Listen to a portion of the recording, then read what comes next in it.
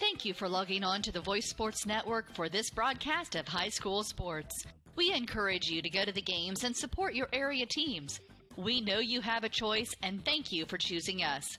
This broadcast wouldn't be possible without the support of the sponsors you hear throughout the game.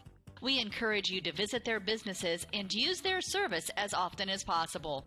Be sure to tell them thanks for their support. Now, sit back and enjoy the game, and be sure to subscribe to our YouTube channel. Welcome to WellsCountyVoice.com, part of the Voice Sports Network. We are live in round 2 basketball of the ACAC Conference Tournament as the Bluffton Tigers get set to take on the Heritage Patriots tonight, live from Heritage High School. I'm Scott Metzer. I'm joined by Marcus Morgan tonight. Marcus again doing double duty on the mic and on the camera. We have yet to see a Scott Baker sighting in the last few games, but I think we will see him again soon. Good. But tonight it is the Tigers taking on the Patriots.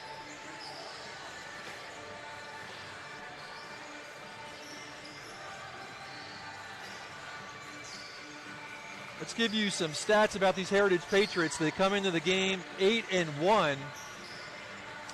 Their head coach is Barry Singray.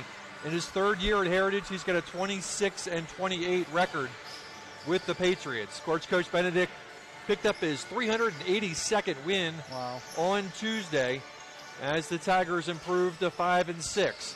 Sagarin ratings look like this. Heritage 64.2. They're 52nd in Class 3A. Tigers just a tick under 53. They are 79th in Class 2A. Last outings was both on Tuesday in round 1 action. Bluffton defeated South Adams 47-40. Heritage defeated Woodland 53-44.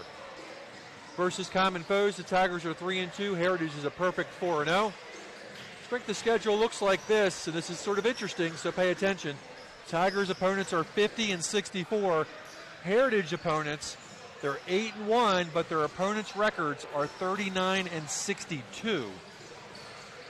Over the last 30 years, did you look? I did not look. All right, so over the last 30 years, now again, they play multiple times a year, so it's not 30 games. Over the last 30 years, what do you think this matchup looks like? Over the last 30 years, I'm going to say, let's see, 40-20. 40-20, way too many games. Way too many games? Way too many games. It is Bluffton, 21-20. Wow. And Heritage has always been a tough team for Heritage, especially in this building. So it's going to be curious to see how the Tigers handle these Patriots. But 21-20, and you think about all those years that Bluffton had so many great teams, Marcus, it's kind of surprising that it's almost 500, 21-20. But that just shows you how competitive Heritage has been, regardless of how great of a season the Tigers are having. And Bluffton favored, correct? Bluffton is not favored tonight. Heritage is favored 51-39. That is the Sagarin prediction tonight. So let's go ahead and look inside this Heritage schedule. They picked up a win at Garrett, 34-25. Now Bluffton picked up a 4-point win at Garrett, 46-32. Tigers picked up a win against South Adams, 50-41. So 9-point win. Tigers won by 7 last night. Of course, they lost earlier in the year. Other common opponents would be Southern Wells. Heritage picked up a 21-point win against Southern Wells. Tigers knocked off Southern Wells by 16. Woodland, of course, that's the other common opponent. Yep. Heritage knocked them off in the first round of the tournament, 53-44, and we've talked ad nauseum about that Woodland game. Tigers up by 16 going into the fourth quarter, giving up how many points in the last 4 minutes? We've 18 points in the last 4 minutes. So, I don't know. Looking at some of those common matchups, I think this thing may be closer I agree. than what Sagarin's predicting tonight. Just seeing if there's any other common opponents. I don't I don't see any. Heritage also has wins against Lakewood Park, Belmont, Cherubusco, and Eastside. So 8-1 Patriots taking on the 5-6 Tigers. Patriots are on a 7-win win streak. Their only loss coming at the hands of Leo, and they only lost by a point, 39-38. Wow. So that's up your matchup tonight. And thinking back to Tuesday, Marcus, let's kind of recap that game. The Tigers got down early, but just kind of grounded out for the first half, took a lead, kind of built that lead up into double digits, saw it fade away when we got, into the fourth quarter, into the third quarter. I'm forgetting now. They had a 10-point lead going into that third quarter, and it quickly evaporated. I think it got down to 1 or 2 points, and I think we both were kind of nervous. Yeah, it was kind of like that deja vu feeling back in the Woodland game, but I thought the Tigers responded well. It didn't rattle them. They saw some of the same backward pressure that they saw against Woodland. They handled it much more effectively. I don't know, do you think that's because they just were more effective at handling it, or was Woodland better, just physically better in the backcourt than what South Adams was? Well, I think one thing that we saw that we didn't see in the South Adams game was Jonathan Irwin. He stayed consistent throughout the game. I think during the South Adams game, he kind of, like we've seen him all season, get hot early and then kind of cool down, and then that pressure in the backcourt with him being one of the main ball handlers kind of rattled him a little bit. But throughout the Woodland game, the South Adams game, we kind of saw him kind of start off hot and remain hot. On the offensive end, we saw him kind of flow. I've always thought of Jonathan Irwin as a floater in terms of him being able to shoot the ball. When the guards, they kind of penetrate baseline and he kind of floats to the open area. We kind of saw that, and he kind of knocked down his shots at the end of the game, and that kind of pushed them forward into the win. But we also saw him drive to the bucket a couple times, right? I mean, not just kind of hanging around the periphery, but actually taking the rock and forcing some issues, getting it to the rim. Definitely giving the defense a different look than what they've seen before in him just shooting the 3-ball. We also saw good production Tuesday night out of Riley Johnston. Got into double figures, knocked down a couple 3-balls, hit some shots in some key moments in the game. So that's good to see. I know Coach talked about in the postgame show kind of wanting Riley to pick it up on the defensive end of the floor. So if he can match what he did offensively, again, defensively, and another good game from Evan Bumgarner. That was kind of another question mark we had kind of going into that game. Evan had such a strong 3.5 quarters in that Woodland game. Would he come back, and would we see the same guy in the South Adams game? And we did. I mean, and all the credit goes to Evan to come back and put on a strong performance in that game. But I think what stands out to me in that South Adams game, and I think it's going to be important when we look at this game, is do the Tigers stay out of foul trouble? Do the likes of Everett Johnson, can he stay on the floor? And, can Coach Benedict stay in his rotations and not have to get out of those rotations early? And you're going to see some big bodies on this Heritage squad. Lamar Hudson Jr. is going to come in at 6'4", Adam Beard 6'4", and just looking out on the floor, there's a couple guys out there look a little bigger than 6'4". I would agree. So as always, some tough matchups, and again, 6 foot Everett Johnson's going to get the call to have to match up against somebody 4 or 5 inches taller than him.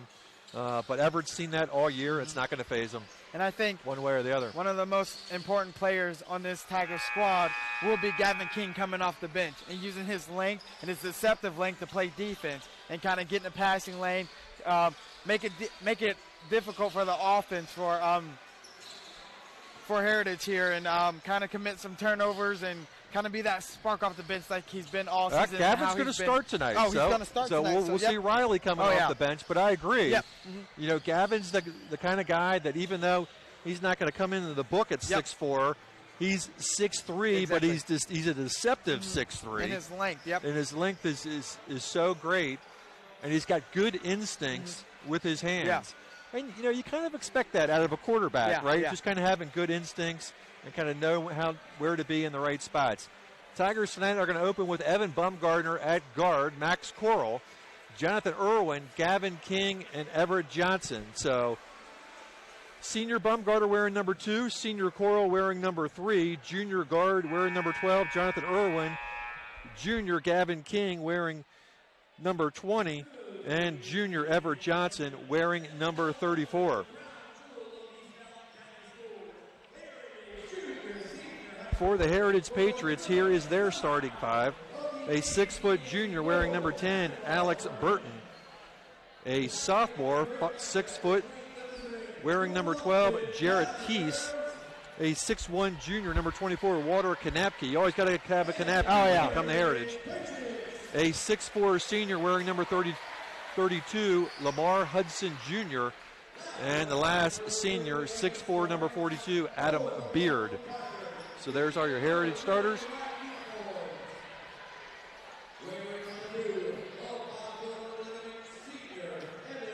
And here is the PA announcements of the starters. Bumgardner, Coral,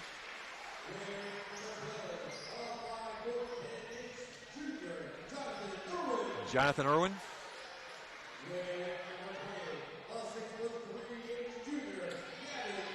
Gavin King,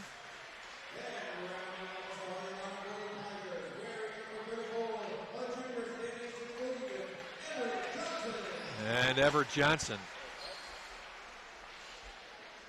And now for the home team, Heritage Patriots.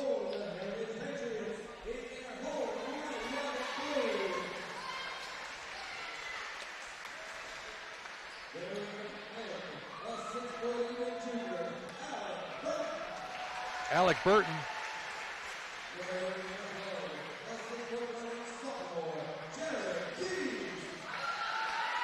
Jared Keese.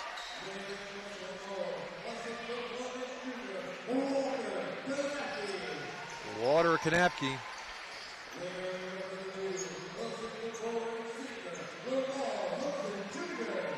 Lamar Hudson Jr.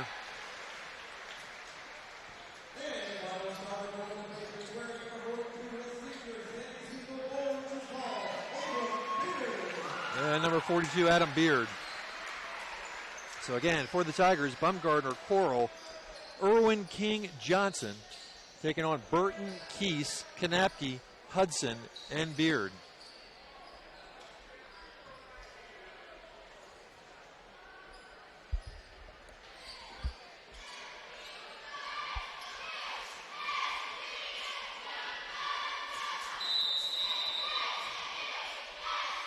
And we are ready for the opening tip. It's going to be King against Beard, and it's going to be handled by Heritage.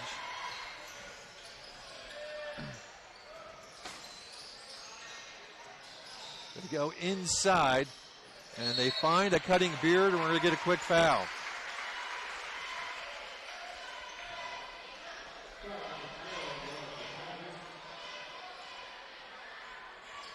It's going to be on Irwin. That's going to put Beard to the line, shooting 2.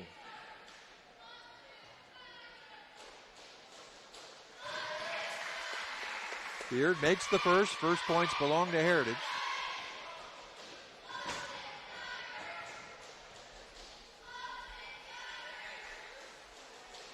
Second free throw is no good, but Kanapke is going to pull down the offensive rebound, and Hudson's going to go back to work. And Heritage comes away with a 3-point play. That's kind of demoralizing, Scott, at the beginning of the game to give up a rebound off of a free throw and kind of them convert. Yeah, again, we talked about Bill Lyson, Coach Lyson. Yeah. He'd be screaming at that play right now. Tigers working their offense. Coral goes over to Bumgardner. Bumgardner looks to penetrate, but cut off. And they'll keep it on the outside. King.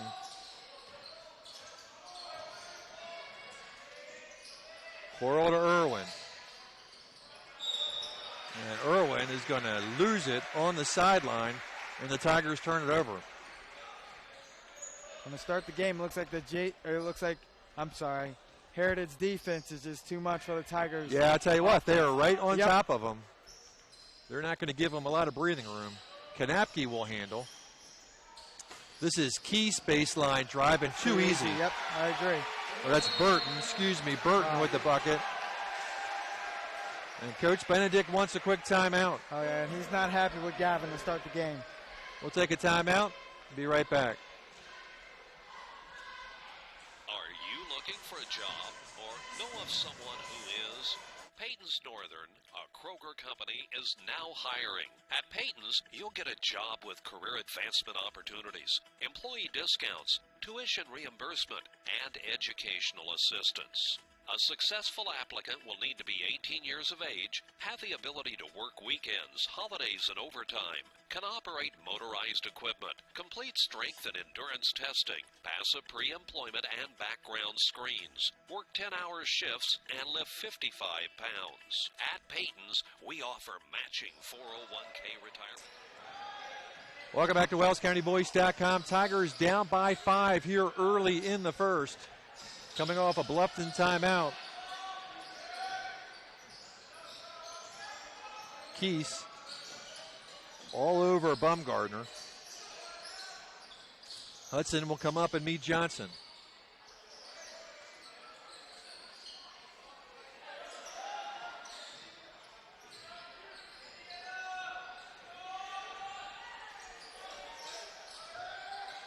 So what, it looks like all-man defense out there? Yeah, I agree. Gavin to Irwin. Johnson, a little nice spin move, but it's going to get double team, finds the open Irwin. Hand in the face, shot up, no good. And again, a contestant three, we go back the other direction. 5-0, 5:45 to go in the first. 8-1 Patriots. Beard dumps it off to Hudson. And Lamar's got 4. That's another one that's just a little bit too easy. The man on the ball kind of made it easy for the ball handler to drive to the rim, and it made the defense help. So that got an easy layup there. Everett Johnson to the hole, a little bit too hard off the glass. Tigers needed that one. Kanapke back the other direction, and he traveled. Everett had a good look.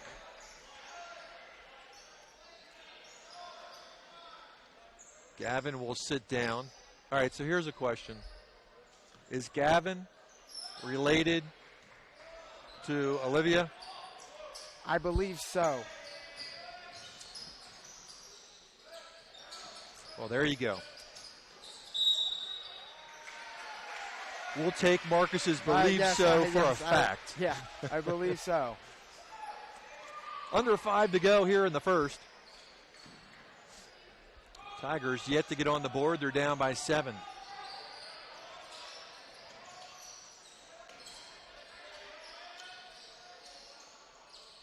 This is Beard up top to Hudson.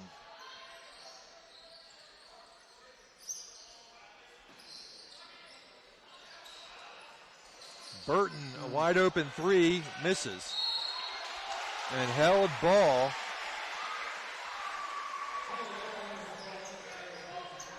Will favor Heritage. No, favors Bluffton. My bad. So Bluffton ball.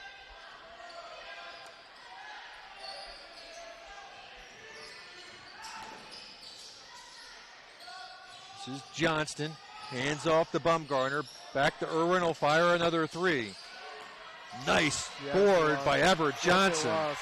Amongst the trees, Everett Johnson gets the offensive rebound, and the Tigers are on the board. 7-2. That's a man's board when you can come down and smash the ball whenever you get it. Absolutely right. A long 3 is drained by Jarrett Keese.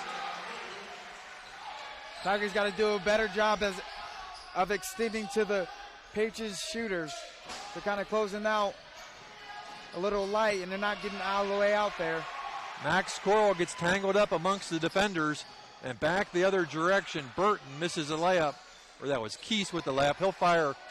Oh, Burton. Gosh, I'm getting those guys mixed up. Was that a three? I believe so.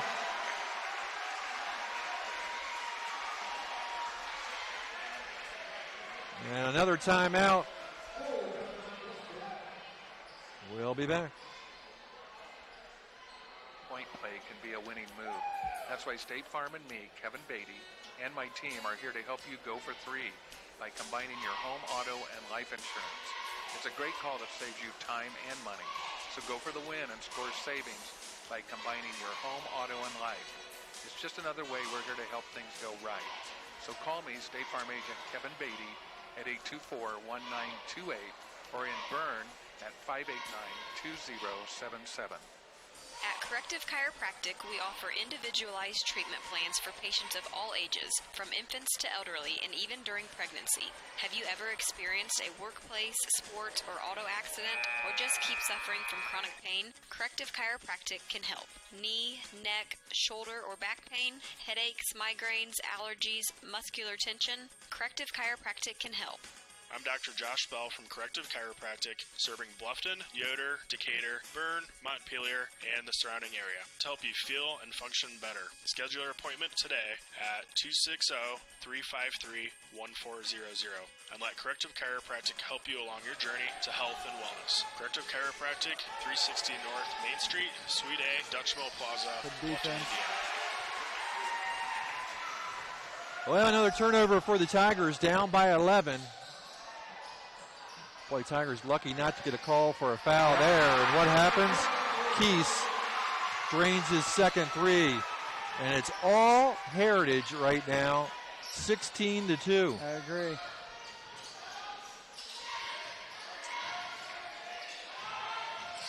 And boy, if you're Coach Benedict, you call a timeout. Yeah.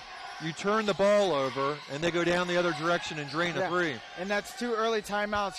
The first timeout was, I wouldn't say Scott, a minute into the game. Yep, not long. Yeah, it wasn't looking that good. Johnston's three, and that's been several three balls and out, one and dones. Really, the only person to step foot in the paint has been Everett Johnson. Yeah.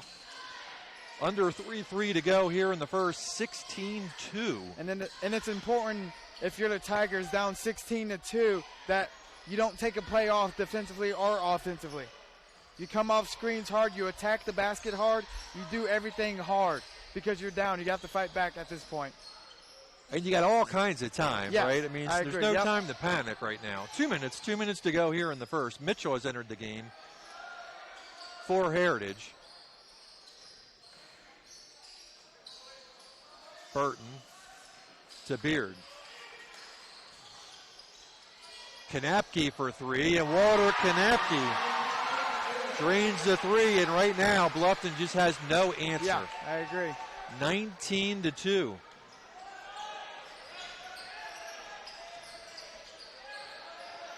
Three different players have rained threes by the Patriots. Johnson goes inside, then out. Johnston will answer back with a three. Riley Johnston for three. I like this call, applying some backcourt pressure.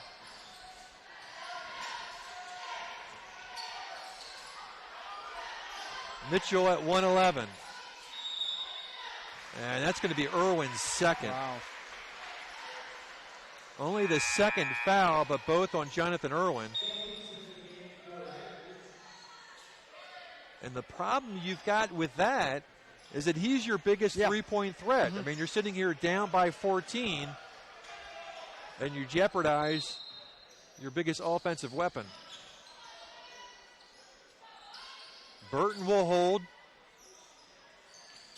1 minute to go in the first. Number 22, Parker Tracy, in the game for the Patriots. Keese at 50. And it looks like Bluffton is content to let Heritage work this down if they so choose. But Mitchell will take a shot inside and get fouled. It's a good pass there.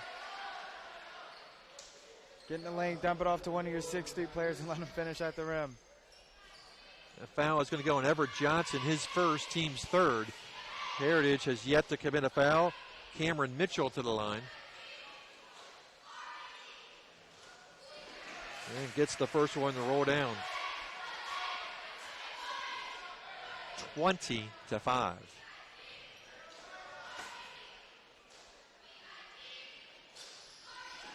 Second one is good. Heritage is 3 for 4 from the line. Up by 16.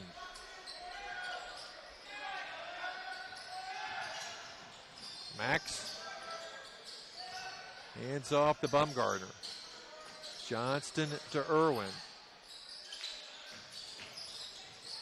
Evan trying to penetrate, but Keese cuts it off.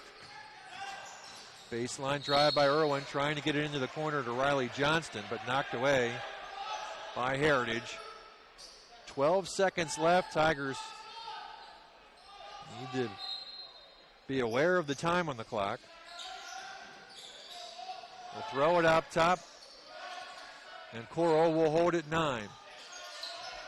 Bumgarner at 6. And we're going to get a Heritage foul here.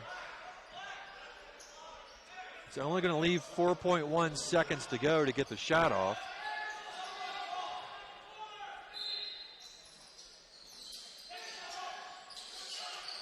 Irwin gets it off the back iron, no good. And the first quarter is going to end a big Patriot first quarter, 21-5.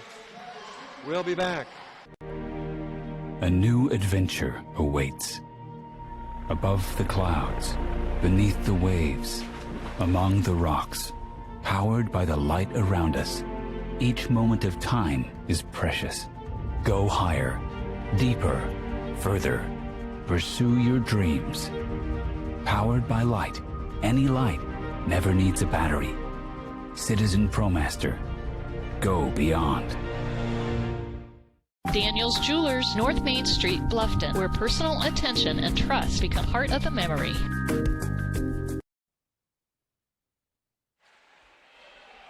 Well, Marcus, 21 points, 6 guys for Heritage get in the book. Wow.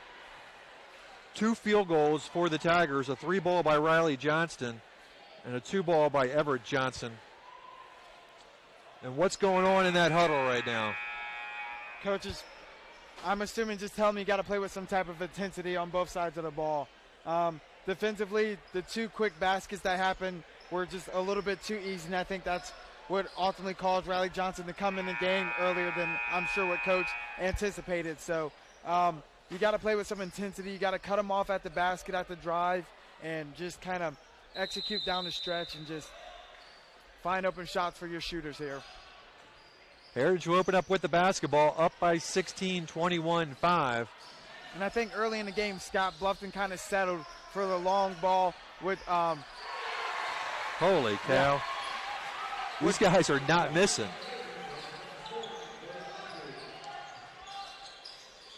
And you kind of got to live with that as long as you can test that shot.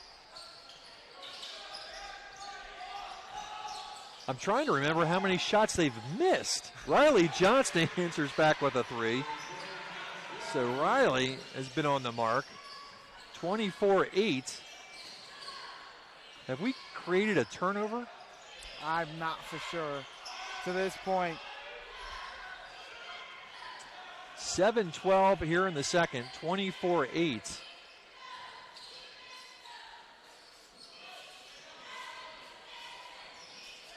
Kanapke. This is Burton, little pull-up jumper. Man, I tell you what, he can shoot the ball. Yeah. See, on that play, Max closed out just too hard. And you can't do that. He drove right past and took the little jumper there. 26-8.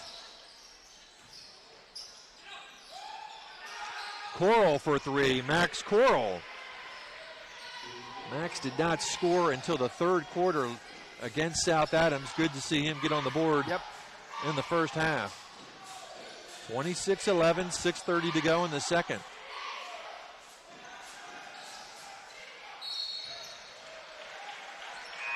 And there is a Heritage turnover. Gavin will come back in, this time for Everett Johnson.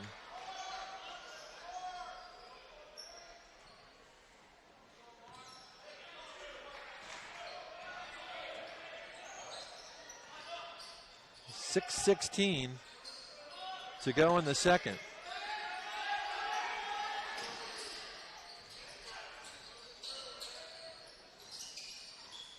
Baumgartner and King handle up top.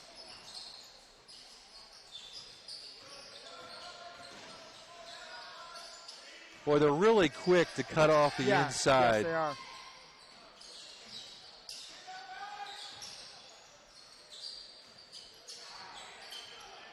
Evan between the circles, goes right side to Max. King will back it out at 5:38.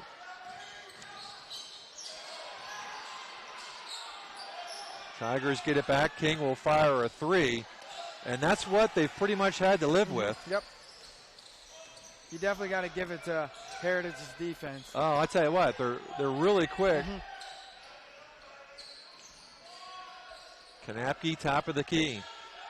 I don't think we've had a shot other than Everett's at the beginning of the game at the basket. Right. Here. He had two. He missed one, but that's it. Yeah. I mean, we were, like I said, I'm not sure many guys with the basketball have stepped on the paint. This is Burton. He's had a great first half. Boy, that's a nice little hook by Hudson. He's got 6. In high school, that's just about an impossible shot to defend. And if you can make that shot at a young age, that's very... Oh, yeah. Yeah. Heck, there's professional bigs still trying to exactly develop that shot. A couple Patriots getting set to check in. 28-11. Nice there move. we go. Yep, that's a good move there. Gavin for 2. 15-point lead for the Patriots. This is Keese. And we are halfway through the second.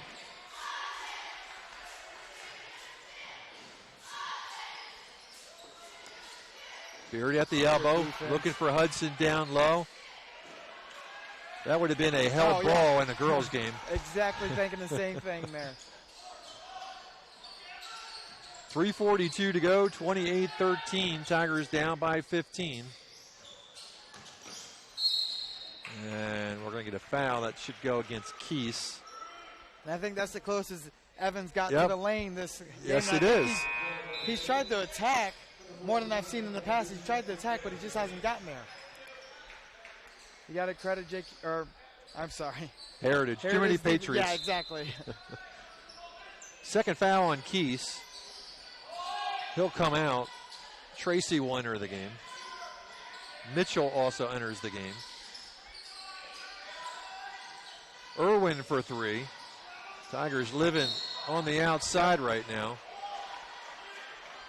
And Jonathan can't buy one.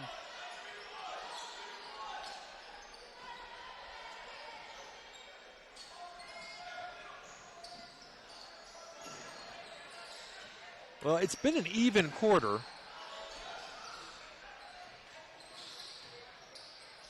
Beard, boy. Wow. These guys have not missed. Yeah. 30-13.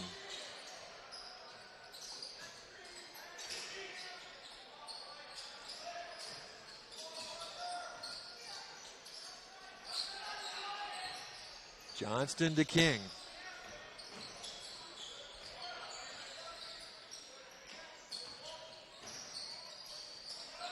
Everything on the perimeter right now. There's penetration by Gavin. Runs into a couple Patriots. Can't get the shot off. 2:30 to go, 30-13.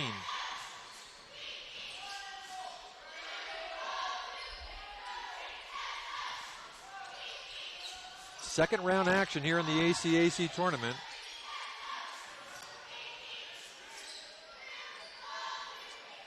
Jay County taking on Adams Central, I think, tonight in the other game. at Jay County.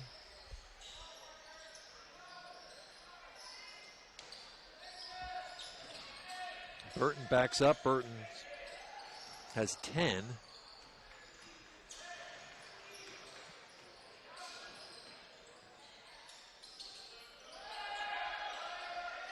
Tracy to Beard. And King with the foul. That'll be Gavin's first, team's fourth. The Patriots will go a little bit further down onto their bench. And I'm sorry, that's a Tiger substitution. Everett Johnson back in. And Landon McClish finds the floor. And a steal by Irwin. Jonathan will lay it in. Irwin's first points. 15-point edge.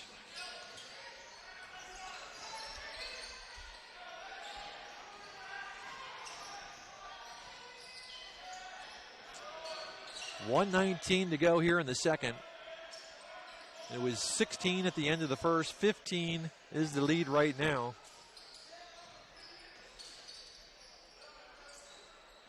Tracy holds as we work it down to 1 minute. 1 minute to go here in the first half.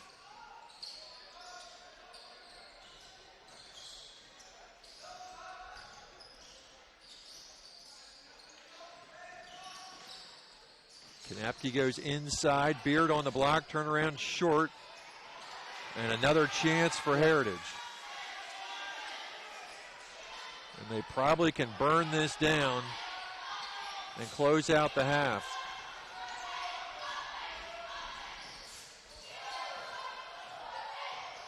Burton at 27. Picks up the dribble at 24. Kanapke. Back to Burton. Heritage holding 15 with 13 seconds to go.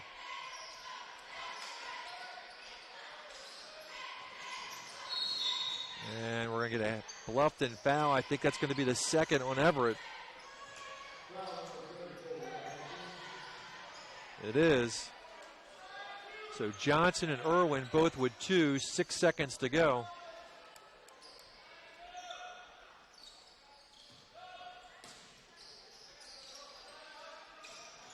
Beard to inbound. Kanapke at 4. Beard chucks it up, and oh my gosh, it goes down. Hoop and the harm, I believe, or they're going to call him for the charge. I believe they're going to call him for the charge there. All right. The Tigers have a whole 0.1 seconds. Great job there by Everett Johnson.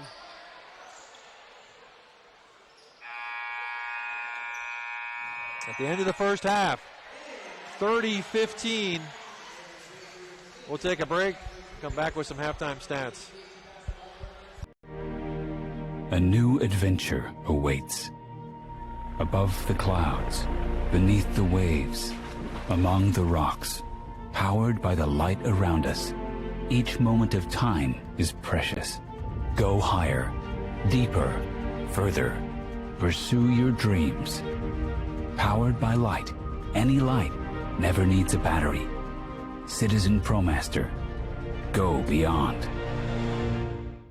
Daniel's Jewelers, North Main Street, Bluffton, where personal attention and trust become part of the memory. At Pizza Hut, our original pan dough rises fresh every day, making it crispy on the outside, soft and chewy on the inside. And now you can get our original pan as part of the $6.99 any deal. That's 2 medium pizzas with any toppings, any crust, any specialty for just $6.99 each. Only at Pizza Hut. Get the $6.99 any deal at your local Pizza Hut on North Main Street in Bluffton. Welcome to the new Heidi Automotive Group. We have a brand new state-of-the-art facility. Now you can shop for a new Chevrolet, Buick, Dodge, Ram, Jeep, or Chrysler at the same location right here in Bluffton, Indiana. We have a huge selection of pre-owned cars, trucks, vans, and crossovers. We focus on quality, and that is why we certify our pre-owned inventory so you get more warranty, free maintenance, and peace of mind. Don't worry about your credit. We have financing options for everyone. Heidi Automotive Group, a new look, but old-fashioned integrity.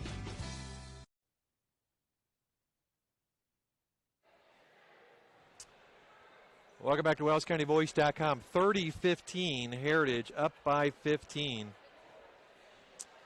Here is the halftime stats.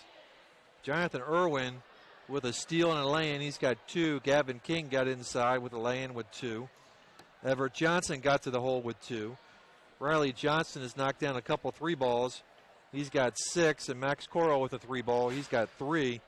Tigers 15 in the first, 10 in the second, or 5 in the first, 10 in the second, 15 at half. For Heritage, 6 guys in the book.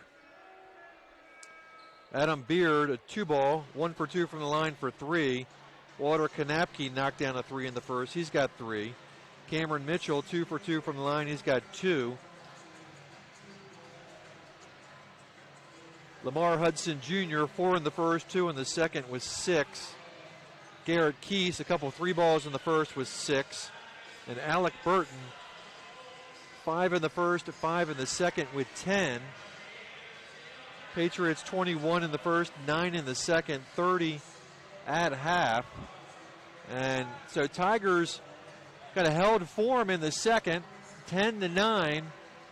But it didn't really feel that way. Yeah. I mean, it didn't really feel like Heritage had a lot of fall off, and I don't know whether that's because I think they kind of slowed it down a little bit. They worked their offense a little bit longer, but they still didn't miss many shots. Yeah, I agree. I think the beginning of the game in the first quarter, they kind of looked to get out and run and kind of make the game fast-paced for the Tigers, and it worked in effect to 30 points or however in the first quarter, but they shot threes and they made threes. I don't remember them missing, a long-range shot in the first quarter, and I think that's where that lead kind of extended in the second quarter. They kind of slowed it down, like you said, and kind of worked their offense, worked their little clock, and kind of made the Tigers' defense kind of work to get the ball back. Yeah, but again, I don't remember them missing a lot of shots, right? I think I remember one turnover, one miss. Of course, they had the offensive foul there at the end, and that ball went in. But really efficient Heritage Patriots offense. I agree.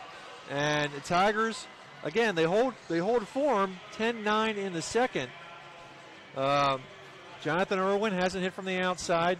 We've talked about his quick starts, and right now, not a quick start, right?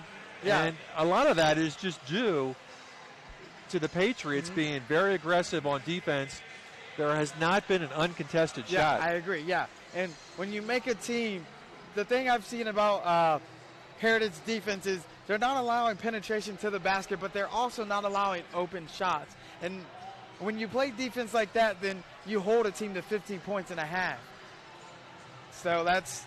And you see the Tigers, I mean, they're kind of probing that interior, but Heritage is quick enough to cut it off, and they close hard on the shooters. Yep, they really do. And they make it hard for you to see the basket to get a better look at a better shot. So their long arms and their quick ability to move and kind of close out on the shooters and kind of impact the floor and kind of shorten their spaces to get to the rim really helps them defensively, and they get out and run and they score buckets. I think the other thing that may have slowed them down a little bit is the Tigers put a little bit of backcourt pressure on in the second quarter. So I think that kind of slowed them down a little bit and forced them to work their offense a little bit more. So, again, the Tigers technically win the second quarter by 1, 10-9. And we all know that a 15-point can go away in a hurry. So Tigers certainly not out of this right now, but right now you got to be impressed with the play of the Heritage Patriots. Get Alec Burton with 10, Jared Keese 6. They've got 4 3 balls from 3 different guys. Kanapke also knocking one down. They're 3 for 4 from the line. Tigers have not shot a free throw so far in the first half. Foul situation looks like this. Irwin with 2, Johnson with 2 for Bluffton, Keese with 2 for Heritage. So really nobody in any serious foul trouble. One person I would like to see get going and kind of attack the basket and be more aggressive in this second half is Max Coral. I think with his length and his long strides, he has the better opportunity to get to the basket than any other Tigers in the lineup. So I think if he can come out and get aggressive, we can see this lead dwindle down and then kind of Yeah, and Max, I thought last or Tuesday night's game was interesting because I thought Max wasn't as aggressive in that first half, and I don't think he scored in that first half. He did not. Finally got a little bit going in the third quarter, but we've always talked so many times about kind of who's going to be the guy, right? And for a few games, it seems like Max was really kind of the aggressor. Yeah, and I think those were his best games as well. And it kind of felt like when you think about the girls and the boys games, Max's play in the first half kind of reminded me a little bit of Grace. Yeah. Yeah. And so we'll see what comes out in the second half. Tigers down by 15, but again, better in the second quarter. See if they can turn that into some momentum going into the second half. We're going to take a timeout, thank a few more sponsors, be right back with second half basketball here on WellsCountyVoice.com. Do you know a 7th grader looking for a fun place to spend time with friends? Are you looking for an environment where your teen is surrounded by positive role models? These days, your middle school student is probably very interactive, but is he or she active?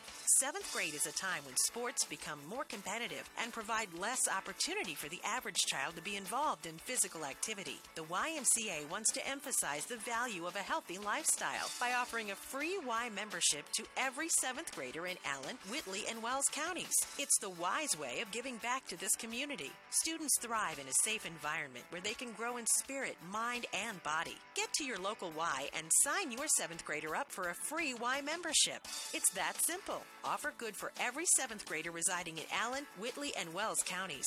For more information, stop by your local Y or visit fwymca.org or email hereforyou@fwymca.org. Indiana Physical Therapy is your choice in Northern Indiana.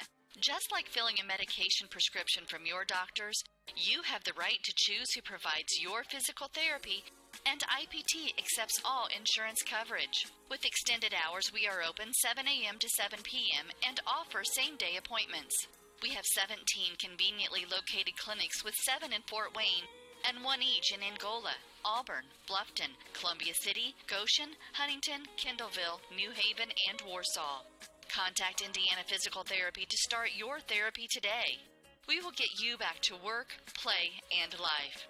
Celebrating 29 years in business, Indiana Physical Therapy is your choice for physical therapy. Call 260-209-2464 or visit indianapt.com. At Grable Insurance, their most important job is to make sure you leave with the best coverage you can afford. They want to provide you protection from the unfortunate things that can and often do happen. The cheapest insurance is often not the best. Visit online at grableinsurance.com or stop by the office on Pony Express Run, next door to the Leo Post Office, and talk to any of the friendly agents that would be happy to help you. Grable Insurance is a proud sponsor of high school athletics. JJ Redick.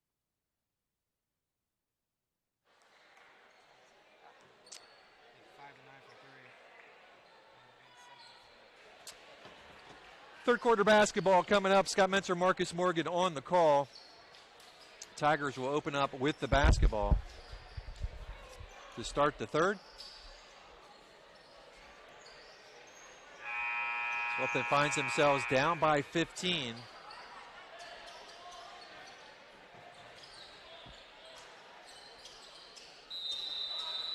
Starting 5 on the floor for the Tigers.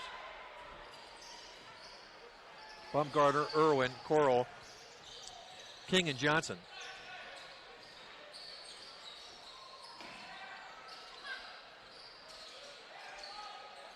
Ever Johnson hands off to Evan Bumgarner. Johnson tries to split a couple of defenders and get it to the outside to Irwin, but he's going to be fouled on the way.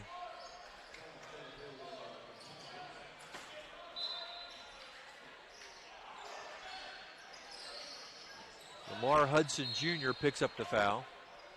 His first, team's first in the second half.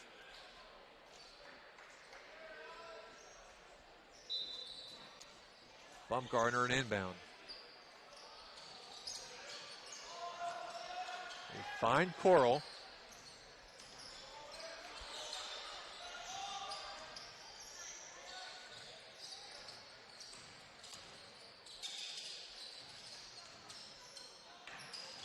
Here's Max, gives it up to Evan. Evan, a little spin move, goes back outside to Gavin.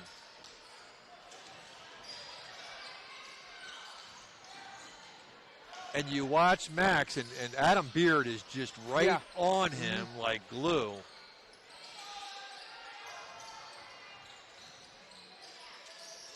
He's open for three. Coral, a little bit too long. And Hudson with the rebound. 30-15, Kanapke will cross the timeline. 1 minute gone here in the third.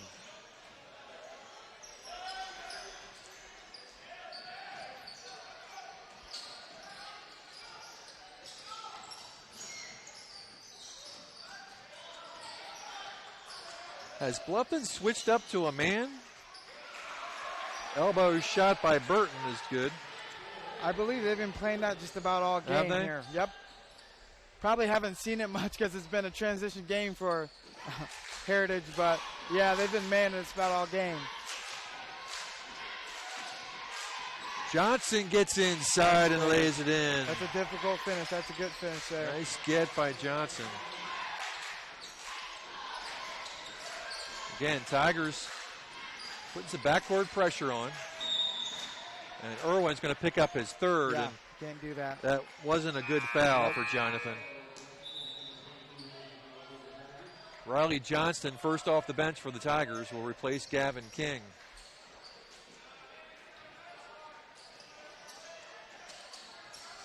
So Irwin on the floor with three. Johnson will have to handle Burton.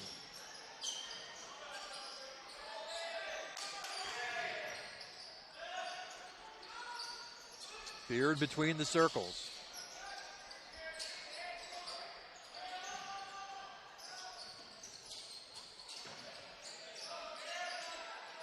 Kanapke goes to Hudson, back outside to Kanapke. As they go back and forth with it, Hudson finds an open Beard. Yep, that was a good find. Beard's got 5, the dime by Hudson. Baumgartner gets inside and will go outside and open 3 for Johnston. Riley Johnston for 3. It is his third 3.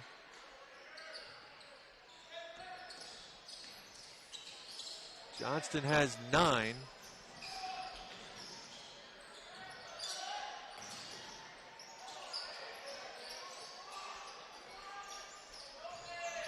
Under 5 to go in the third.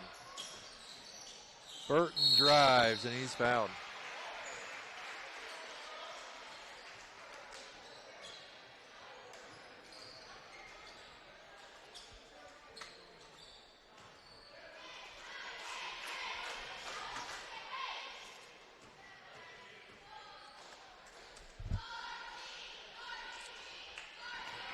Burton makes the first. Lead back to 15. Burton now with 13. 35-20.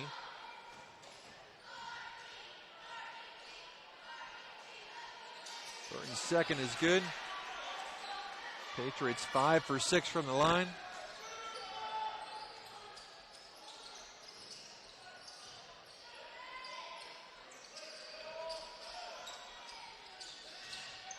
Irwin baseline drive, throws it outside to Coral. Evan gets inside. Good take by Evan Baumgartner. You made the defense rotate. That's why he got that open lane there. And it started with Jonathan's penetration on the baseline. Tigers working backcourt pressure. Heritage breaks.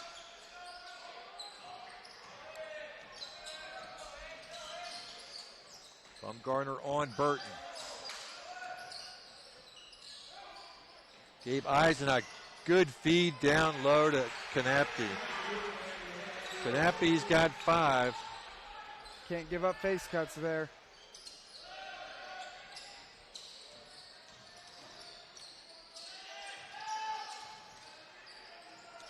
Coral in the corner. Evan gets inside, goes back outside to Irwin. He goes baseline. Might have had it blocked, gets it back. Irwin fires a three, got it. Jonathan Irwin finds his long ball. And he's showing a lot of intensity defensively, I can tell there. 13-point game, 3:09 to go. Just got to keep chipping away. Yep. Get this thing down in the single digits. And it's a whole new ball game. Hudson, Kanapke, nicely done.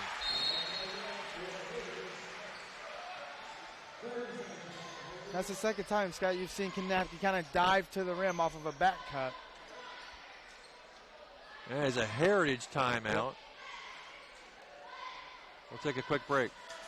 The Bowling Center in Bluffton has adult youth double leagues with 1 adult and 1 youth per team, or 2 youth may make a team starting soon.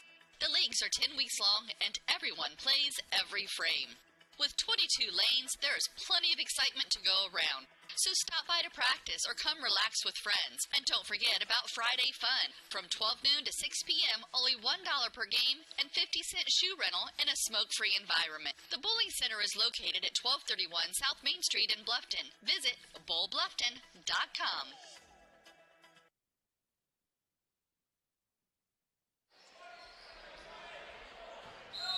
Just under 3 minutes to go here in the third. 15-point edge, 40-25, coming out of the Heritage timeout. On the floor for the Tigers, Bumgardner, Eisenhut, Johnston, Irwin, and Coral. Max gets underneath and is fouled.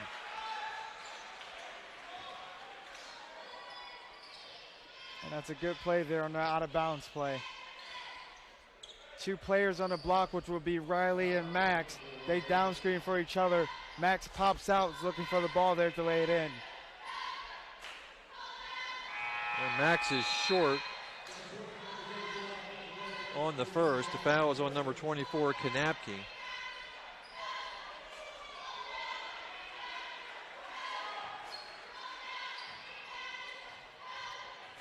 Max will get a second and makes the second. Coral now with 4. Tigers again maintain the backcourt pressure.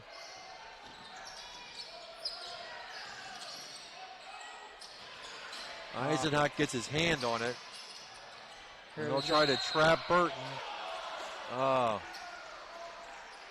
And Heritage is going to get bailed out with a Tiger foul. Eisenhut will get called on the foul.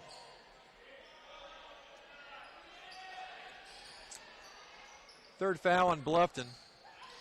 First for Eisenhut.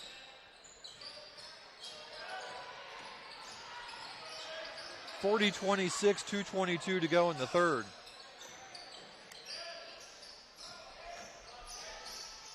Beard, nice. And again, I know I keep saying this, but I just don't remember a lot of missed shots. Yeah.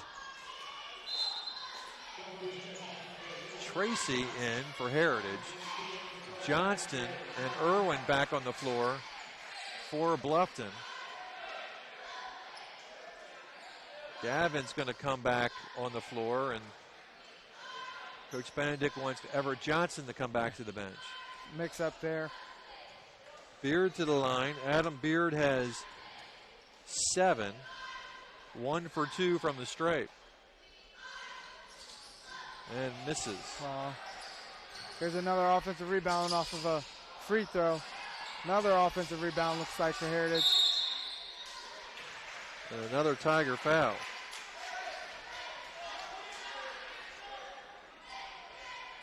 And if you're Bluffton, the little things are important in the game where you're trying to fight back to get back into it. Rebounding off free throws, blocking out, making the correct pass, having the ball in triple threat. All those things, all the little things are important when you're trying to fight back. That foul is on Bumgardner, his first. Mitchell makes the first. And Mitchell off the bench is 4 for 4 from the line. 44-26, the lead has swollen to 18.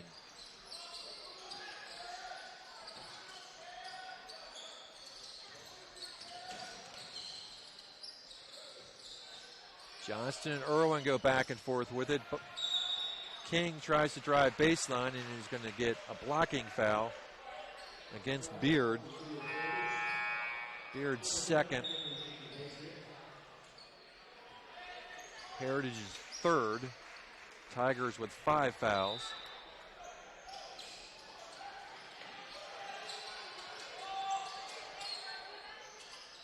.144 to go in the third.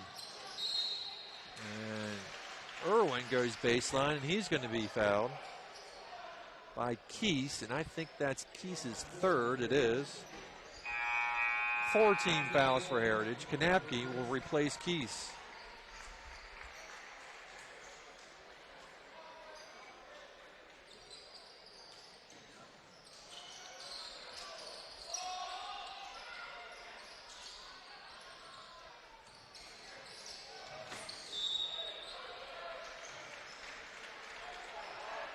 Well, the one thing we're doing now that we didn't do earlier is we're forcing Heritage to play defense. Exactly. And we're creating some fouls.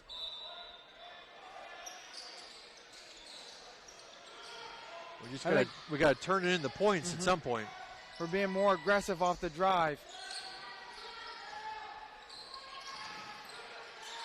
Outside three for Irwin. Got it. Jonathan Irwin starting to heat up a little bit. Lead back to 15.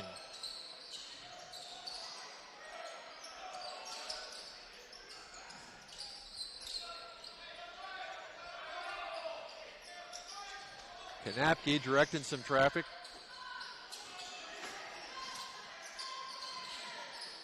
The Beard kid does a nice job handling the ball up top for a 6'4" kid. Under a minute to go here in the third.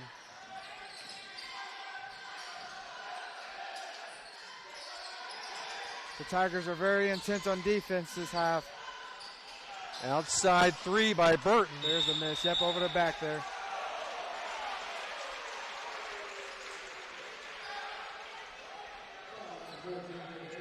Mitchell on the foul. That's going to be their 6th. So Bluffton will be shooting the rest of the ball game. 30 seconds to go in the third.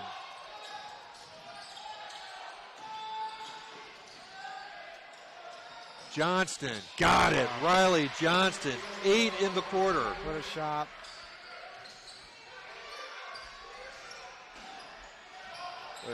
Tell you what. Give it up to Mitchell. Mitchell was 6. 3 seconds, got to get off. Coral with a long 3, no good. And we remain at 15, 46-31. Take a break, head to the fourth. At First Bank of Bern, we believe in the American dream of owning a home. Having a space you can call your own. In fact, we've helped people realize that dream for over 125 years. Whether you're looking to buy your first home, refinance an existing loan, or move into something a little bigger, we believe our lending experts have the local knowledge and experience to help make your dream a reality. Apply online at firstbankofbern.com. Member FDIC, Equal Housing Lender. Bluffton Roofing Incorporated prides themselves on developing a long-term relationship with their customers, listening to their needs and suggesting the proper course of action, be it preventative maintenance, repair, or replacement. Bluffton Roofing and owner James Worth are GAF certified and are certified weather stopper roofing contractors. Bluffton Roofing is fully insured, protecting you and your home. Call 824-3564 or 307-6313. Bluffton Roofing Incorporated. Quality first home improvements.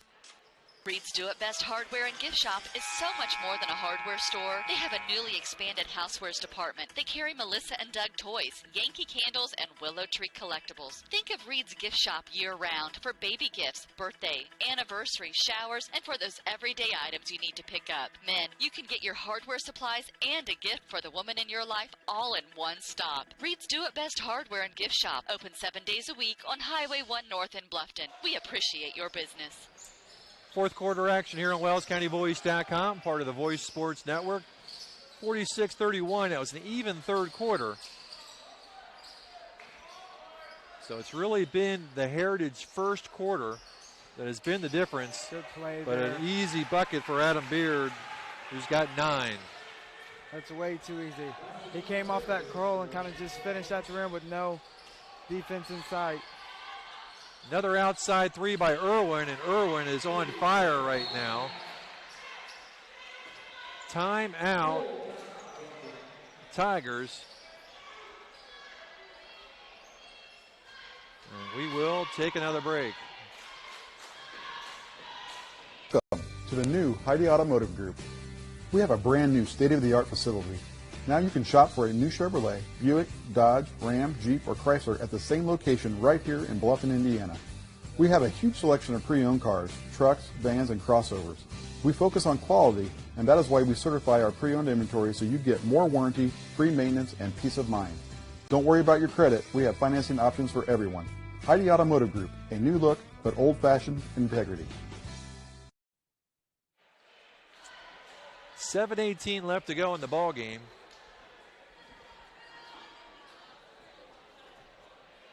Jonathan's 3 up on the board. Irwin with 13. He's got 3 threes.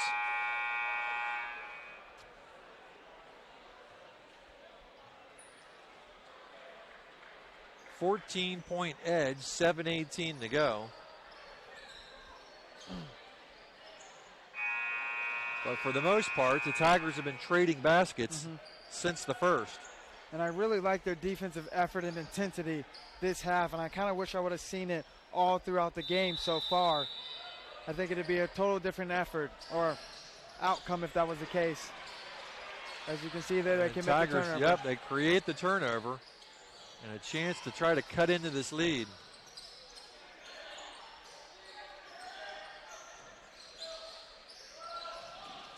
Bumgarner. Nice pass. Johnson. Oh, I thought he just should have continued to go to the hoop. Yeah. And he hesitated and traveled.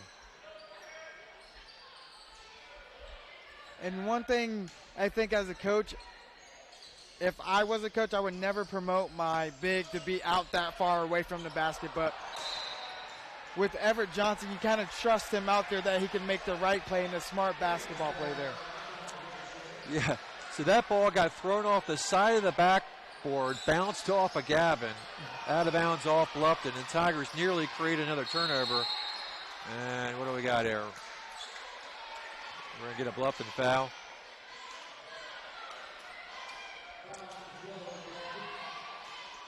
It's the 4th on Irwin. And right now, Jonathan offensively is carrying Bluffton. Yeah. They can't afford him to be off the floor, really.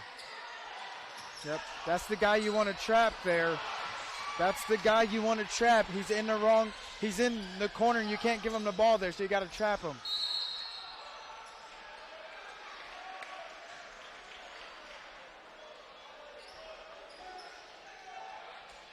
At this point, if number 33 gets the ball, I want my hands high, and I want 2 guys at him trying to make him make the wrong decision. Now, Evan Bumgarner is going to go to the stripe. It's his 7th foul on Heritage. We'll put Bluffton in the bonus. Good job there. Evan makes the front end. Keese is going to come out. He's got 4 fouls. Mitchell will come back in. Evan will get a second.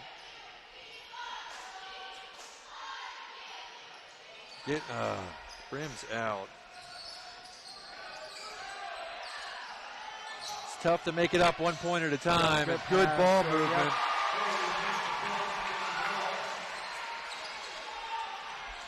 Lead back to 15. 6:20 to go.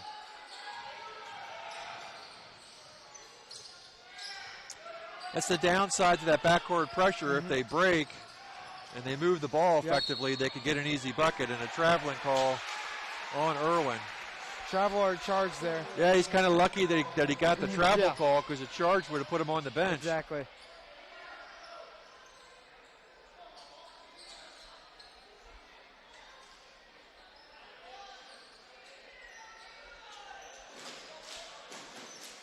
50-35, 6:07 to go. Round 2 action here in the conference tournament.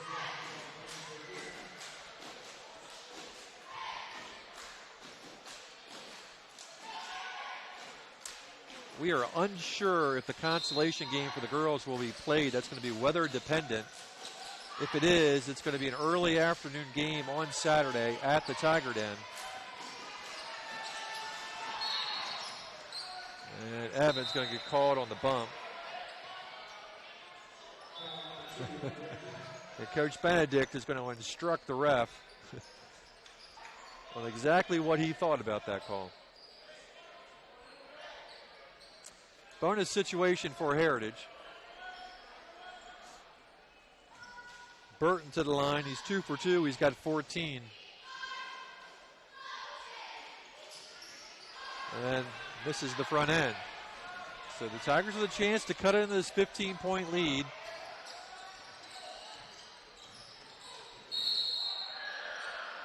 And we're going to get a Heritage foul. It's going to put Evan back on the line. Foul number 8 for the Patriots. Kanapke. Second. Evan 1 for 2 from the line. He's got 3 tonight.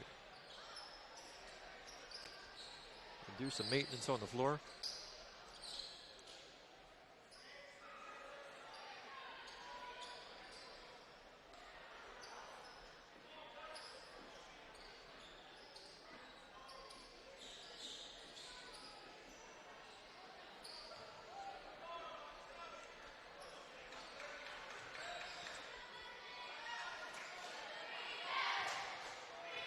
Couple free throws can cut it to 13. Makes the first 12-point lead for Heritage.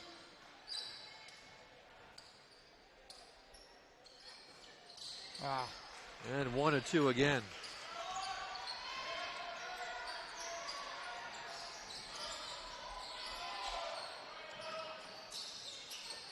(50-36). Heritage can afford to be patient.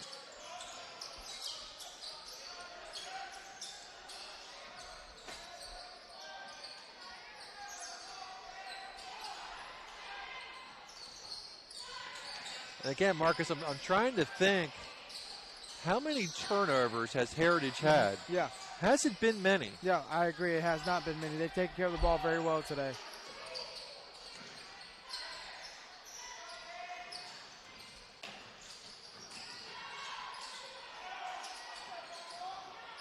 And another offensive board. Yep. Well, it's going to get bounced around, but the Heritage is going to come away with it. Loose balls are finding their way into Patriots' hands.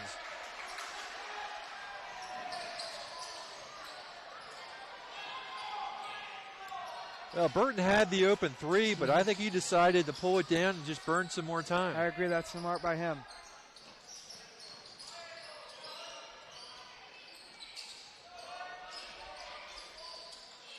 Coming down to the 4:30 mark. You got to get in him when he picks up his ball. When he picks up the ball like that, you got to get in him hands high, making him commit a turnover there. So, I mean, you talked about trap at number 32. Yeah. We had a couple guys at the top of the key. Yeah, we I opted agree. for the foul. I would have rather tried to trap him at the top of the key. Yeah.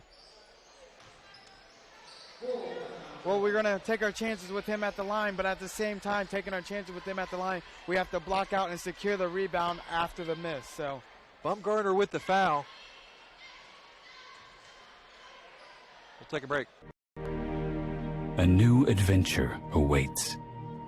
Above the clouds, beneath the waves, among the rocks, powered by the light around us, each moment of time is precious. Go higher, deeper, further. Pursue your dreams. Powered by light. Any light never needs a battery. Citizen ProMaster. Go beyond. Daniel's Jewelers, North Main Street, Bluffton, where personal attention and trust become part of the memory.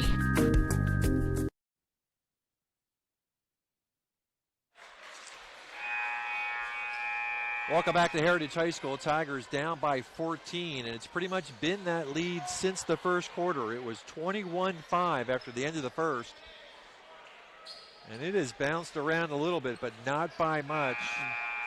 The biggest lead for Heritage tonight was 18. I think the Tigers got it down to 13 at one point in time.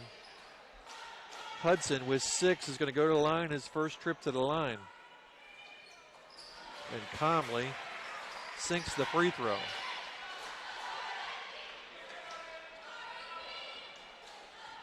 Both teams with 8 fouls.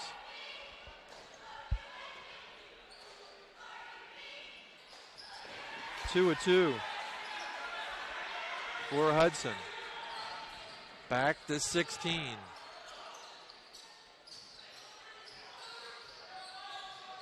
4:12 to go. Coral. Well, nice take by Max. It's really the first time we've seen him in the paint. 4 minutes to go. We need a Woodland 4 minutes here. Yeah.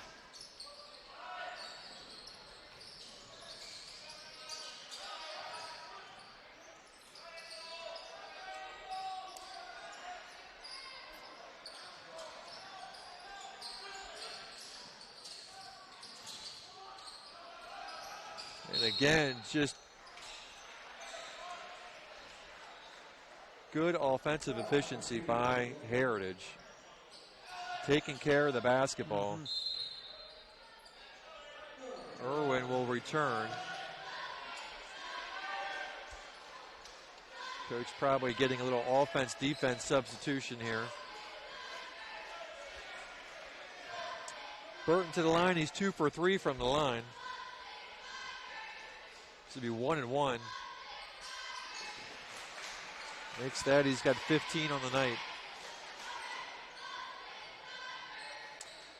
3:37 to go. Lead is 17.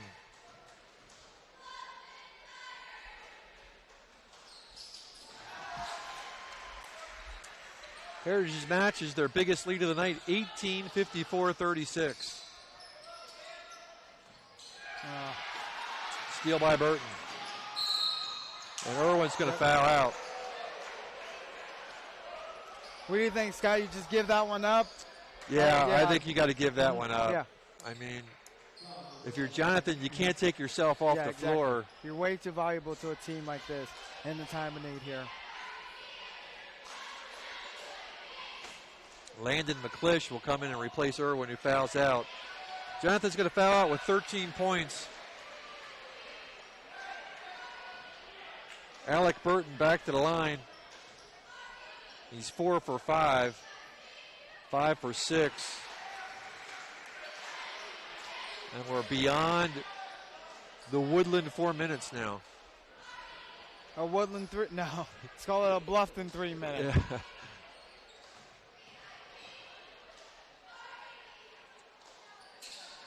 Can we do 20 in 3.5 minutes? I believe in us. Johnston short on the 3. Gabe Eisenhut on the floor. We got to get some stops here, something we have not done all game.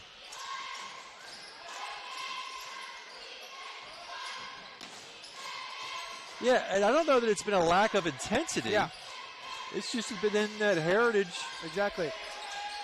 Has really taken care of the basketball. Yeah, they've slowed it down. They've moved the ball, but they're getting the exact shots that they want, open ones. They're making the extra pass. And they've been very efficient as well. So. And Evan Bumgardner is going to foul out. Cole McConnell will enter the game. Kanapke to the line. Water has 7. First trip to the line for him.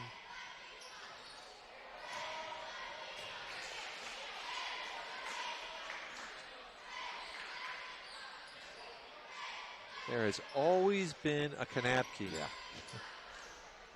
Been doing this for 10 years. I don't think I've ever called a Heritage game without a Kanapke in it. And he misses both.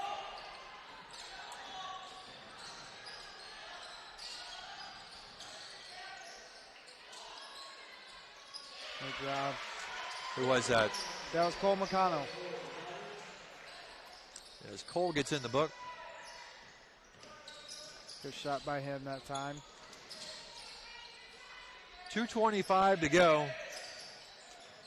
We are not going to have a Woodland miracle tonight. It's not looking that way. As Heritage starts to spread it out a little bit.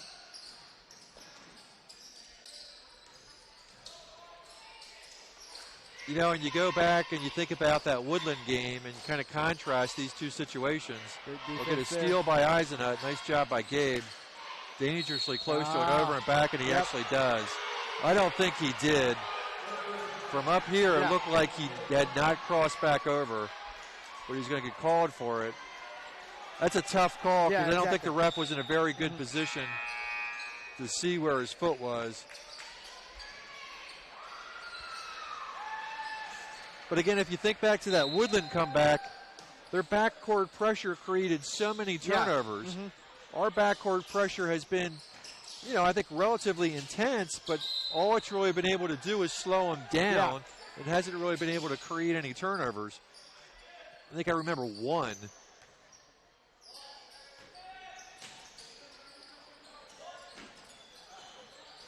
And Kanapke will just pull it back out.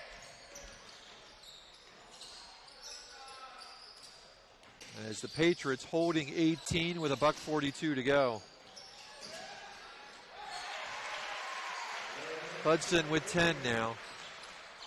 And it's 20.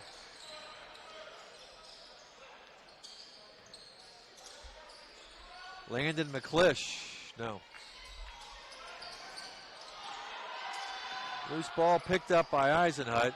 Coral will launch a three and get it. Max Coral with 7.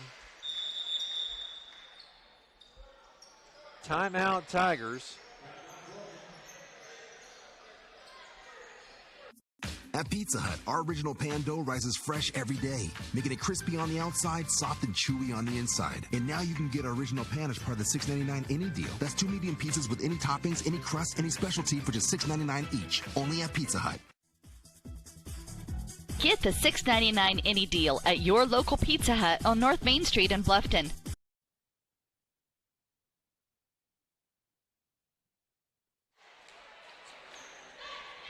$1:13 to go, and Heritage, I think it's safe to say, will advance.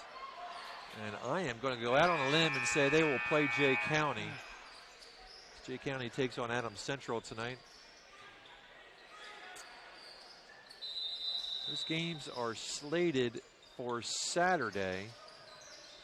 And again, kind of all weather permitting. Tigers have some of their JV kids on the floor. 1 minute to go. Tanner Cooley, Brady Green. So on the floor right now for Bluffton, Landon McClish, Gabe Eisenhut, Tanner Cooley, Brady Green, and Cole McConnell. Foul on Eisenhut, his second. Patriots in the double bonus. Yep, and that's the last thing you want to do here is foul. Cal Springer on the floor.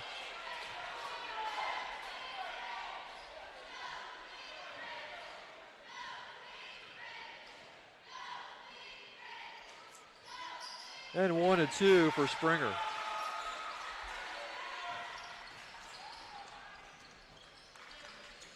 $59-41, we're under a minute.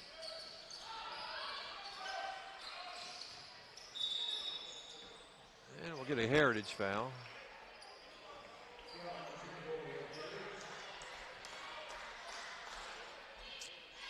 Put Eisenhut to the line. Kanapke's third. And Gabe with a chance to get in the book.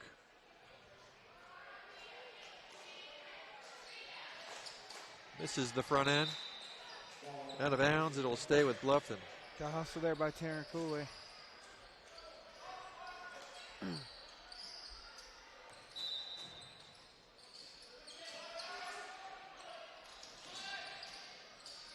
McClish between the circles.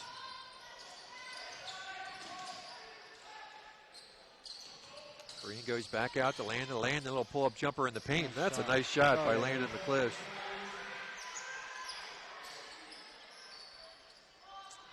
59-43, 24 seconds to go. Brady Green will get called for the foul.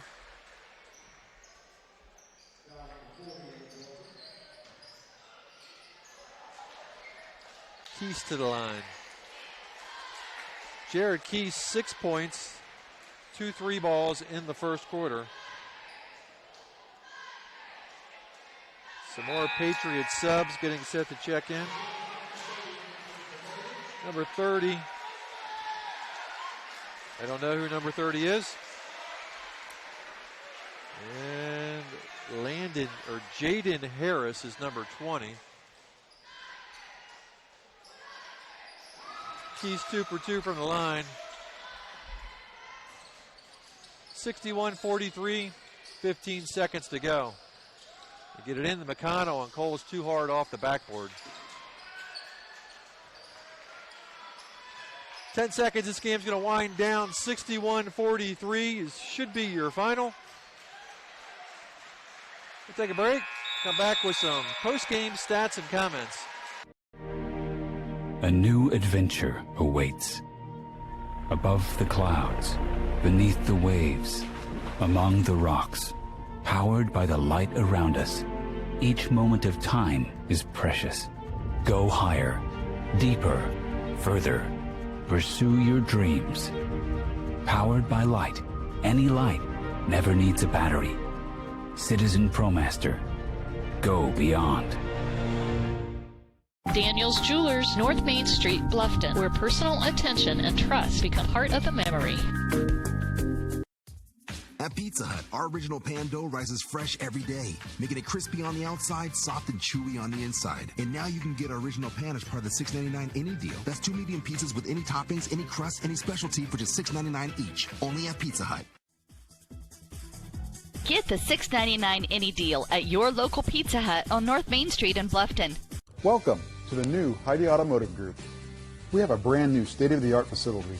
Now you can shop for a new Chevrolet, Buick, Dodge, Ram, Jeep, or Chrysler at the same location right here in Bluffton, Indiana. We have a huge selection of pre-owned cars, trucks, vans, and crossovers. We focus on quality, and that is why we certify our pre-owned inventory so you get more warranty, free maintenance, and peace of mind. Don't worry about your credit. We have financing options for everyone. Heidi Automotive Group, a new look, but old-fashioned integrity.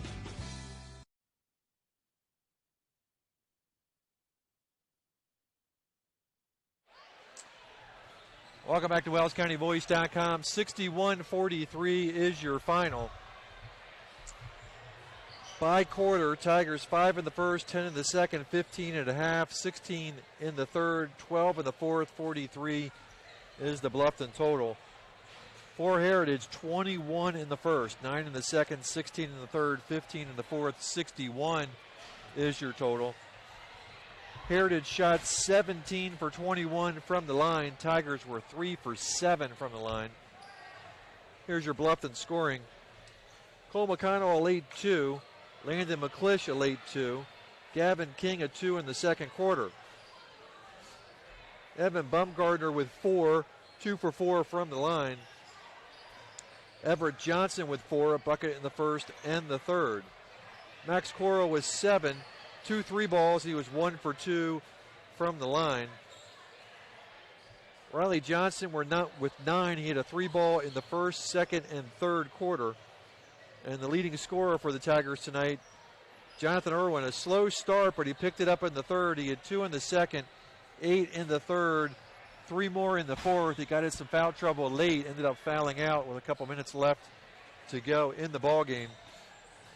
For Heritage, Cal Springer, a late free throw for 1.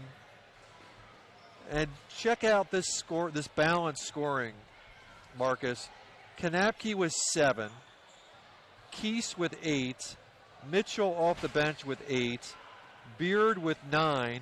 Hudson with 10. And Burton leading the way with 18. You almost had 6 guys in double figures, right? one field goal away from 6 guys being in double figures. And, you get that kind of balanced scoring. I mean, I think that just goes to how well they distributed the basketball tonight. I don't know what mic we got you on. Are you on? I'm on. Oh, there you go. You're on Good. now. But, yeah, I definitely agree. The balanced scoring, the consistency on offense, taking good shots, taking the shots that are open. They moved the ball. Now the ball didn't stick to one player this game, and it was actually fun to watch, but kind of, I wish, the outcome could have been different, but, the Tigers have something to, look back on and say, hey, if we want to beat a team that plays as good as defense like this and plays consistently like that, we need to get better and do the little things like rebounding, ripping the ball through when we have it, having it in triple threat, and kind of making the right decision with the ball. And I think Heritage kind of displayed all those things here tonight. Yeah, no, it really came down to the first quarter. It was a 21-5 first quarter, and that was kind of the margin from that point on. And while the Tigers picked up their defensive pressure, just couldn't get enough stops. Again, when we talked about it during the game, they were able to slow them down, but actually create turnovers and get stops.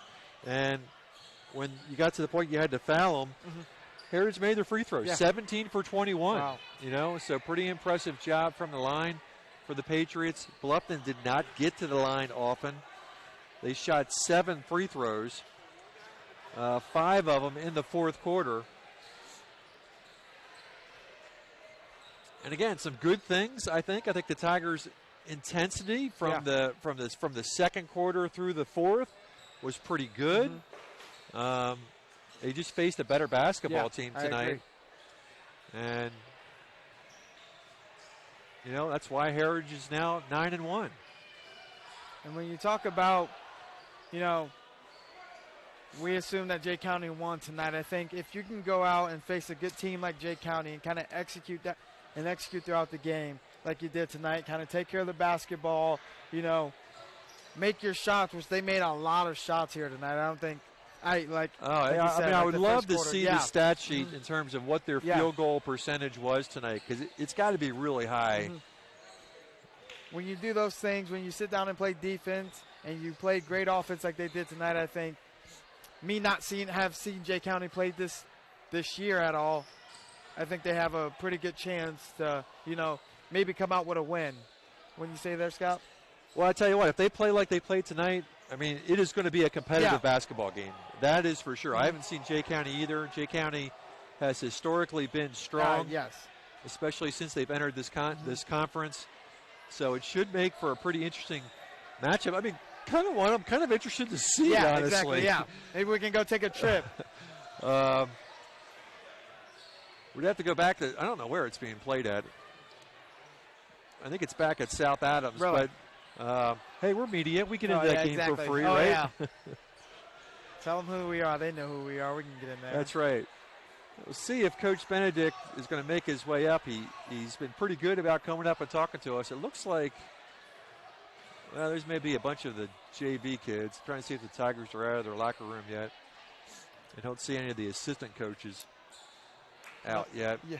And the worst thing about this gym is the locker room is right beneath us. So. Oh, that's right. It's right beneath us, right. Yeah, so we're not going to see them. Exactly. Not going to see them come out. Well, let's look forward beyond tonight. And the Tigers are going to end up going on the road for several games. They'll be at Adams Central on the 19th. They'll be at Wabash on the 23rd. They'll be home against Jay County on the 26th. And at Madison Grant on the 27th. So that's kind of what January looks like. 4 games on the road, 1 game at home.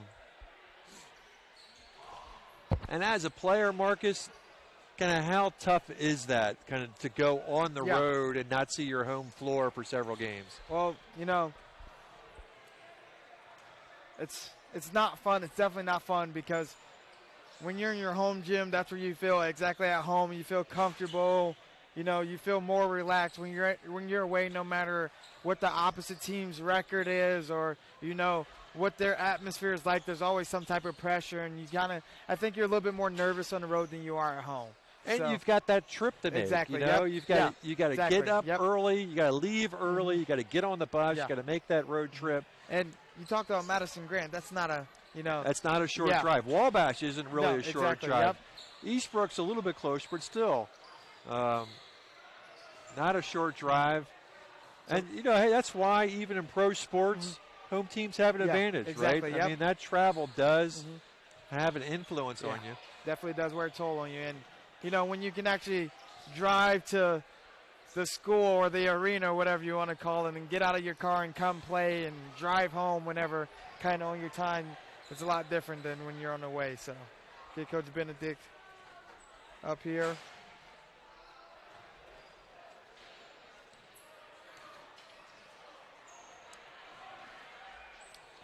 Saved your seat, Coach. Hey, appreciate that. It's awful warm in here tonight. It is warm in here, isn't it? That it is. I tell you what, I envy you having to keep that sports jacket on. Well, at the start of the second half, we took it off, but man, it's a little toasty in here, so they got the heat working. Well, Coach, I mean, it was a big Heritage first quarter, and we kind of held par the rest of the way. And I thought our kids defensively kind of picked it up in the second through the fourth quarter, but were you in the locker room just a minute ago or what? That's pretty good. It's tough for me to remember a lot of Heritage turnovers tonight. It's tough for me to remember a lot of Heritage misses. Right. They started the game with a purpose on both ends of the floor, and they played sharp. We kind of got back on our heels. They kind of took it at us, and then, like you said, after 6 minutes of that quarter, we played them even the rest of the game. We played pretty well. But our intensity was better. We got up into the ball a little bit more. We made them have to think about some things a little bit. And again, the hard part about that is when you get down that big, that score stays up on the board the entire time. So you may be making 2-3 good plays in a row, but as a kid, you're looking at the board going, we're still down 16. Yeah, right. We're still down 13 or whatever. And there's a couple times where we got it to 13, playing pretty well. We get a steal and then we miss it, or we give up a quick basket on the other end. It's like, man, we had a chance to kind of maybe get it under double digits and kind of get a little momentum going. They just didn't let us do it. And I told Coach Singer after the game, they're a really fun team to watch on both ends of the floor because I think they play the game the way the game's supposed to be played. Yep. It's just not a lot of fun when you're the other opposing coach. Yeah. If I was sitting up here scouting them, it'd be a great game to watch. It's funny you said that because Marcus and I were sitting here talking, thinking forward to what I'm expecting is going to be a Jay County matchup, and thinking that's probably going to be a pretty fun basketball game to watch. And it is. Again, like you said, they don't turn it over. They don't beat themselves. They take great shots. They make it very difficult on you to get good shots. They only let you get one. They do all the things as a coach that you preach that you want your team to do. And again, it doesn't matter if it's man defense or zone defense or if you're running the triangle or you're running motion, or it doesn't matter. It's that sense of purpose and that sense of togetherness every single play. They cover up for each other really well. They talk really well. They communicate really well. They're strong. They're physical at every spot. And they just played at a pace that was conducive for them to do really, really well. I thought in the second half we did a better job of getting into them and making them at least have to think about the guy guarding the ball a little bit. In the first half, I think we were so far off of him. That guy was like Peyton Manning going, I want to throw to the third guy. I want to throw to the second guy. I mean, they could throw it wherever he wanted to because there was no pressure on him to have to handle the ball at all. So, and again, like I said, I give our guys credit. They could have folded. I mean, again, you're looking at that scoreboard every time going, man, we're down. They kind of fought and kind of got themselves back in a situation to where they were playing them even. They just shot themselves in the foot so bad so early. Took 2 quick timeouts to try to jar them out of it a little bit. And again, you want to you need a couple at the end in case you do make a run and get it close to where you can do some things. But at the same time, I was pleased with our guys of how they kind of battled back. And I talked to them after the game about, I don't want you to take this wrong, but hopefully you learned a lesson tonight from a really good team about how the game needs to be played on both ends of the floor. And I'm not trying to take anything away from you.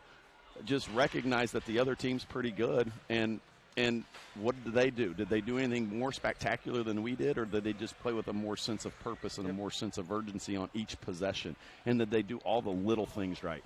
They jump to the ball. Yep. They don't let a face cut go. They go block out on a free throw. They go block out on a shot. They don't wait for the guy to come to them and follow the flight of the ball. They go hit a guy first and then they go pursue the ball.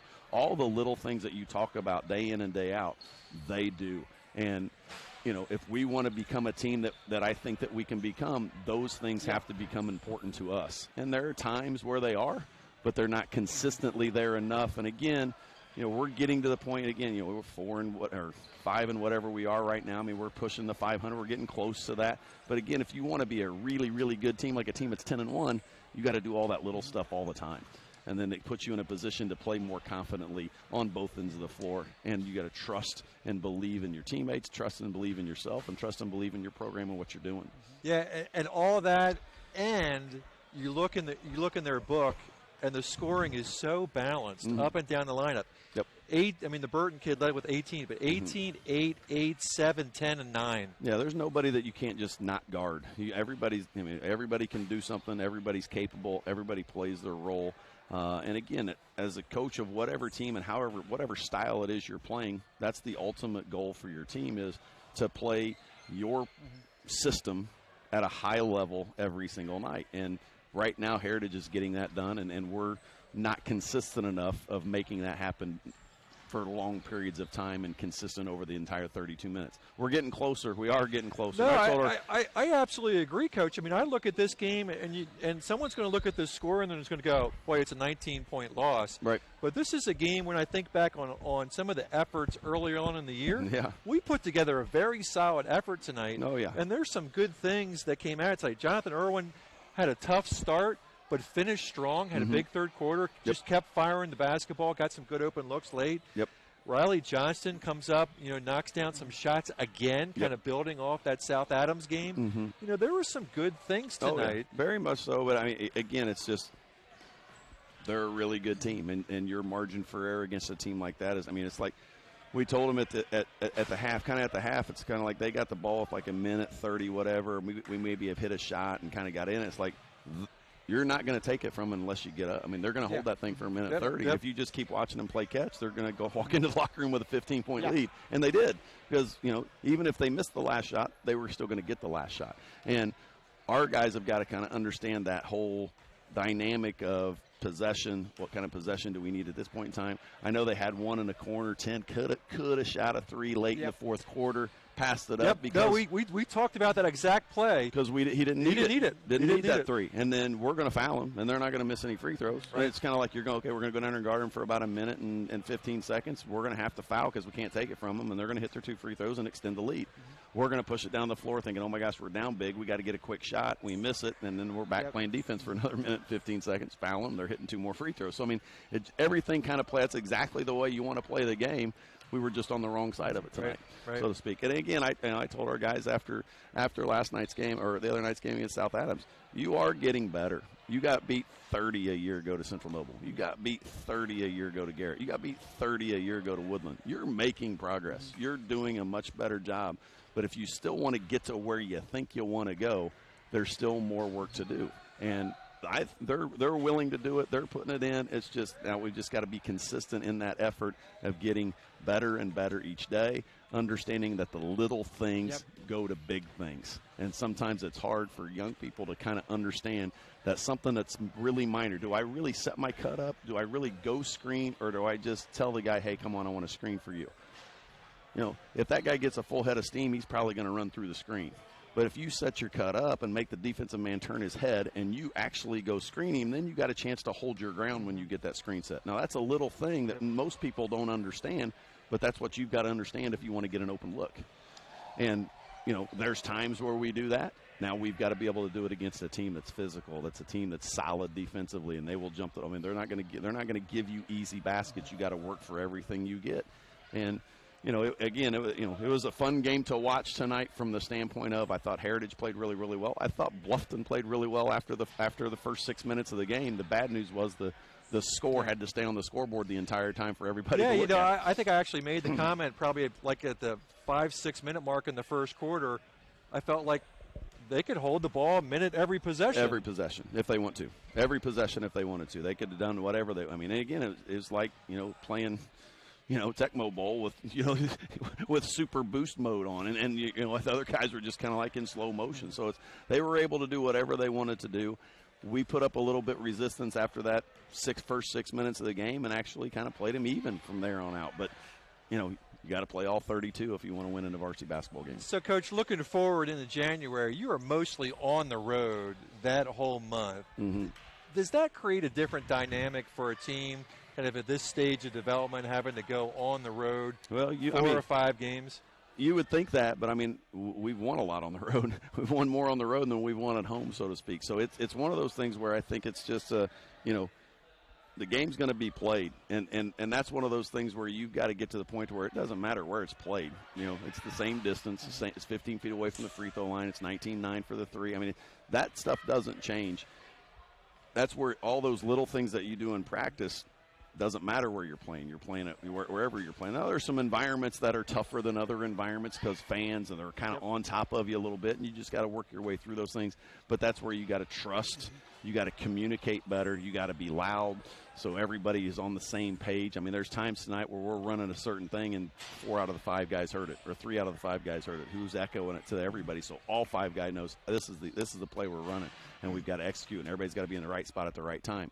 And if somebody's not, it's going to bust, and you're not going to get the look that you want. So those are the things that you got to work on, and you got to be able to play in your mind and practice of understanding this is what it's going to be like when you go on the road. Adams Central's a tough place to play. The people are kind of on top of you a little bit. Doesn't matter. You still got to go play it. I mean, if you want to forfeit throwing the white flag before we go, then tell everybody so we can have everybody go to a movie that night or something. But if you're going to go play, then go with a play with a purpose that you're going to have to do things that's going to put the game in a position to where you have a chance to win it. All right, Coach. Well, again, thanks Appreciate as always for stopping up. Thanks, guys. Appreciate it. Yep. See you, Coach. All right, Marcus, let's wrap this up. Time for the WellsCountyVoice.com Player of the Game. And just to kind of run down some stats, Jonathan Irwin finishes tonight with 13. Did foul out. Had a slow first half. Riley Johnston, 3 3-balls for 9. Where are you leading? Well, you might think differently, but Jonathan Irwin, he's had a player of the game before. I think I'm going to give it to Riley. I think these 2 past games he's been really consistent in the scoring column. And I think if we can get him just a little bit more on the defensive end and kind of use his size and kind of his quickness, he can be a little bit better. So I'm going to give it to him tonight because I think this is where he starts and this is where he kind of, he can be the one to push the Tigers past, South Adams, upcoming or on the road. So I think I'm going to give it to him tonight, and I think I'm liking his play lately. All right, Riley Johnson is your WellsCountyVoice.com Player of the Game. And we talked about going on the road. Coach talked about playing at Adams Central. You've played at Adams Central. That is a gym we struggle with. It's not an easy place. It is like we get in that gym, and there's just something about the baskets or the look behind the baskets or something that we struggle with. Like Coach said, the crowd will get into you. You just got to block that noise out and play your game. And I love it in the post game that Coach said.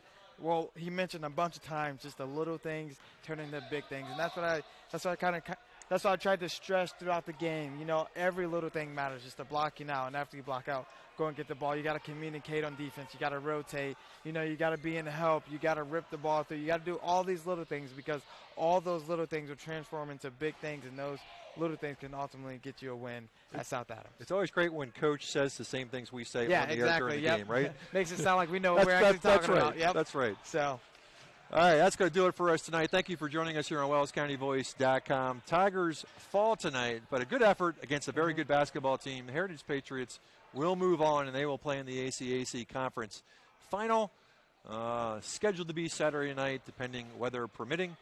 I'm Scott Mentzer, Marcus Morgan, helping me out. Someday we'll see Scott Baker back up here as well.